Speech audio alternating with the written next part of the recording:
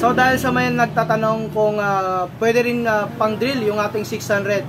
Actually pwede yung 330 nga natin nung nakaraan, pwede. Ano pa kaya yung mas malakas yung Newton meter. So ngayon subukan pa rin natin itong pan drill sa kahoy para makita po ninyo kung gaano ba kalakas yung ganitong klaseng 600 Newton meter na impact wrench. So ngayon subukan natin ito sa kanyang low. Drill po tayo sa low.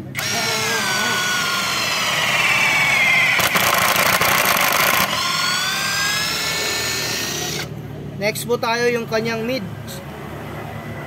Mid po tayo.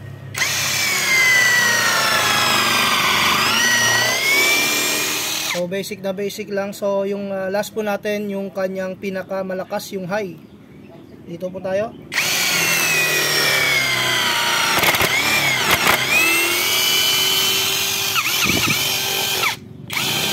So ganyan kalakas yung ating 600 Newton meter na impact wrench pag gagamitin natin pang drill. So yun nga yung test natin dito sa 600 Newton meter na impact wrench nito. So kung gusto niyo mag-avail nito, paki-click lamang yung ating yellow basket.